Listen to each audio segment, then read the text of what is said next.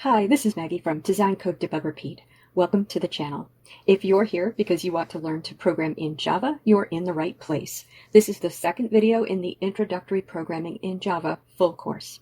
In the last video, we covered the installation of the Java JDK and the Eclipse integrated development environment, among other topics, and we wrote and ran a Hello World program, both in Eclipse and with a text editor and the command prompt. If you haven't watched that video yet, you'll want to watch that video and then, please, come right back here. In this video, we're going to look at an input processing output program in Java and talk about all of the parts and how it works. Plus, we'll learn how to do a few new things in Eclipse. Let's get right into it. I recommend you open Eclipse and write this program along with me. Typing it out with me will help you learn the syntax and structure of a Java program. I have opened Eclipse. And once again, a little reminder about this first screen in which you're prompted to choose a workspace. The workspace is the directory where your Java projects and all of your Java files will be saved when you write them in or import them into Eclipse. I'm going to choose the workspace I created in the first video called Intro Java Workspace. And once Eclipse loads, you can see several panes. Remember, the configuration of panes in the window is called the perspective, and this is the Java or Java browsing perspective. If you ever lose any of these panes, you can go to the Window menu and choose Show View to restore a specific pane, or you can choose Perspective, then Open Perspective, and choose Java Browsing. On the left, we can see the Package Explorer and our Hello World project. In the middle is the area where we can edit our programs, and the bottom pane contains the Console tab where our program will run. Let's write a new program in Java that gets some input from the user in the console, calculates with the input, and displays a result to the user in the console. I'd like to write a program that obtains the user's weight and then calculates their weight on the moon. And let's begin by creating a new project. In the Package Explorer pane on the left, I'm going to right-click and choose New Java Project. You can also find this menu option in the File menu. I'm going to call the project Lesson 2. Lesson 2 is Input Processing Output Programs in Java. And I'm going to uncheck the Create Module Info.java box and click Finish. Now we can see the Lesson 2 project in the Package Explorer, and if I open it, we can see the JRE system library and the SRC folder. Right-click on the SRC folder and choose New Class to create our program. Now, notice that this time Eclipse is suggesting a package, and we're going to always use the default package. So I'm going to delete that. And now it says default. On a larger project, you wouldn't do that. But for sharing files in a class, it's much better if we don't have a package specification at the top of our program. Now for name, we're going to call this class Moon Weight Calculator. If you don't type well, I urge you to find a free typing tutor to practice with so you can learn touch typing. But Eclipse will help you once you've typed a name once, so you don't have to type a long name every time you type it. This helps avoid errors. Remember that class names begin with an uppercase letter, and then all new words begin with a capital letter. So type it exactly as I have it here, and when you write your own classes, follow this naming convention. The default modifiers are all correct for us, so don't worry about those until you learn what they mean. You'll want to check the public static void main string args box to save yourself some typing, and then click Finish. Now, inside the SRC folder, you should see the default package, and under that, you should see Moon Weight Calculator. If we double-click it, it opens an editing window, and we see public class Moon Weight Calculator, open curly brace, and then indented, public static void main string args, open curly brace, and then indented / to do auto-generated method stub, and then a close curly brace aligned with the second public, and a close curly brace aligned with the first public. There is meaning to all of this, and all of this is necessary to write a Java program. At this time, I suggest that you put a pin in understanding what all of this means, and accept that at first, we're just going to write our programs inside the curly braces after public static void main string args. Eventually, we'll go over what all of this means, a bit at a time. What you will be changing each time is the name of the class. Everything else will remain the same for now. I do want to remind you that the file must have the same name as the class. So our class is called moonweightcalculator, and our file is called moonweightcalculator.java. Now delete that line that says to do by selecting it and pressing backspace. We're going to write our code in here. It is going to all be at the same level of indentation, the level of indentation of that to-do line, and we will separate blocks of code by one blank line. These are standard Java conventions that will make our code readable to other programmers. I will be following the conventions from the book, The Elements of Java Style, for the most part. I will include a link to that book in the description. Now, what we want to do is get the user's weight so we can do a little math to convert it to the moon weight, and then we want to tell the user their moon weight. Obtaining a value from the user using the console in Java is not entirely straightforward, so we're going to use a little bit more code that will make more sense in future lessons. To obtain a value from the user, we need to use a tool that will read from the console. More technically, we must create an object of the class scanner. So let's start by writing scanner stdin semicolon. This is a variable declaration. In Java, we must list all the variables we're going to use in the form data type, space, variable name, semicolon, and then we must only assign values of that data type to the variable. We will talk more about variables and data types in a future video. Scanner is the name of the data type that allows us to read from the console.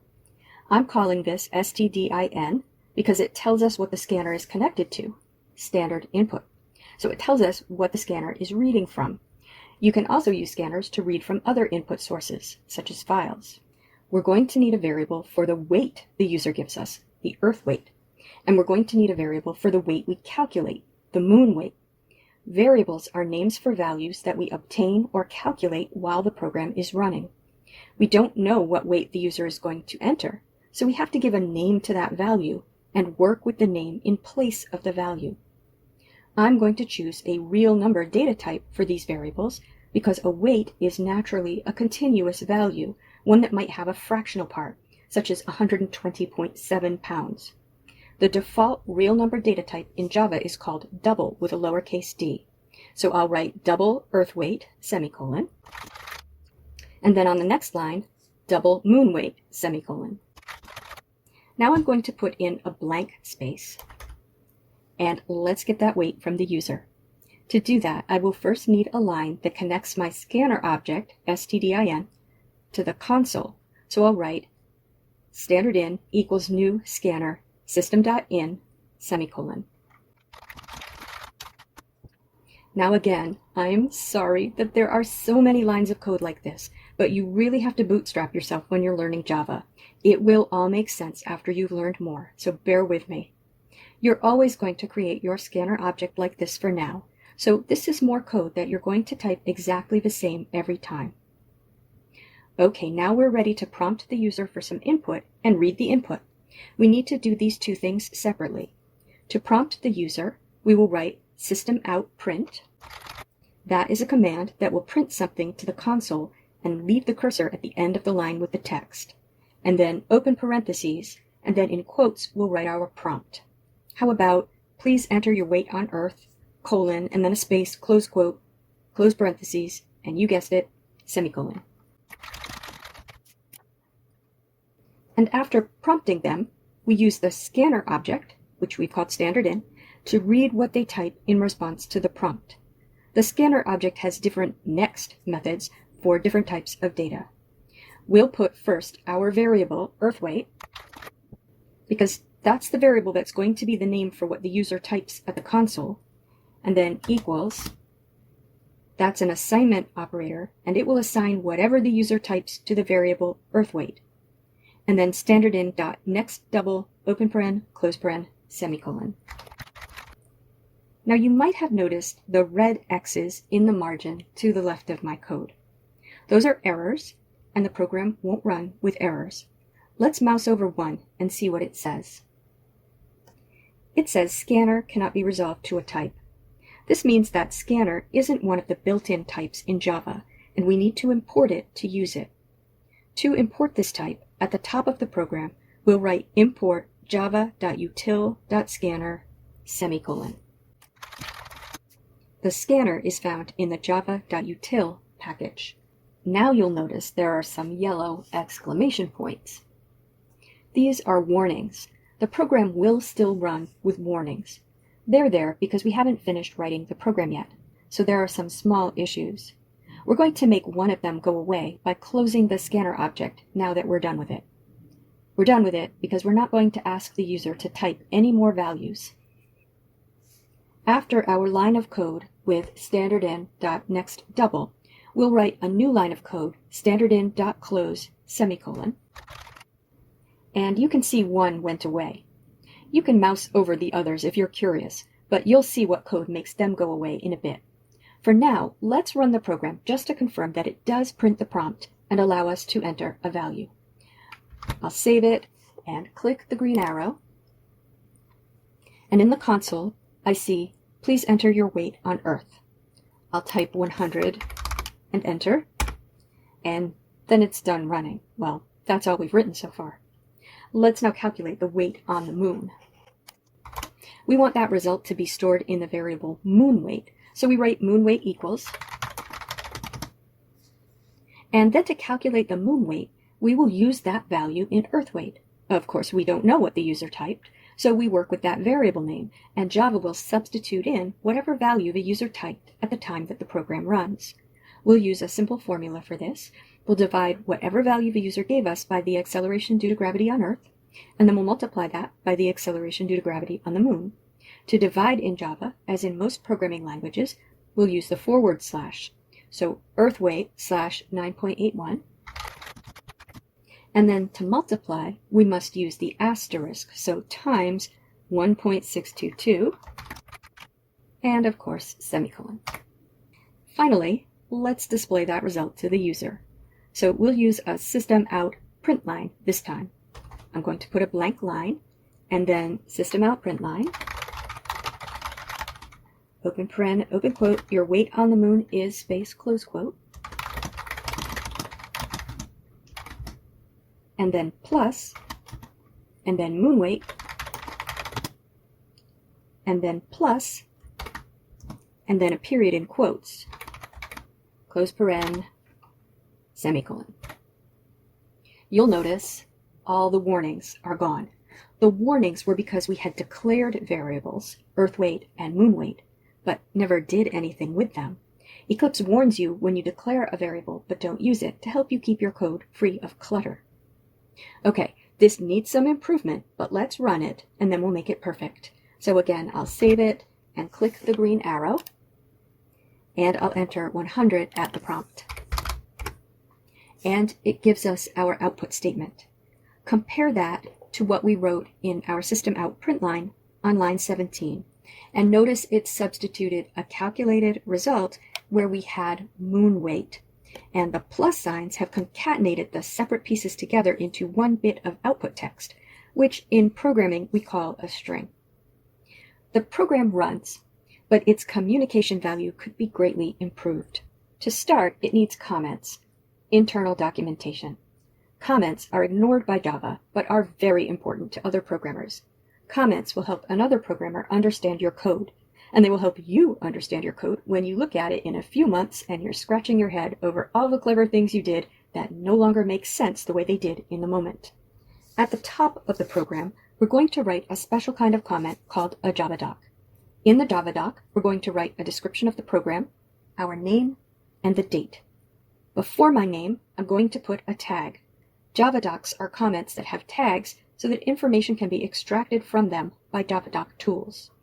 So at the top of the program, or more precisely, over the class header, I'm going to write /**, and when I press enter, notice that Eclipse fills a little bit in for me, including that author tag. The author tag is @author space followed by my name. Before that though, and separated by a blank line, I'll write the description and the date. I'll write obtains the user's weight on Earth, then calculates and displays the user's weight on the moon using the formula Earth weight divided by 9.81 times 1.622.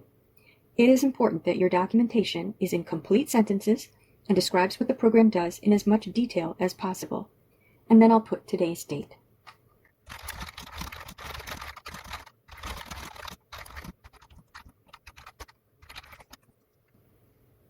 Notice I broke that up over several lines.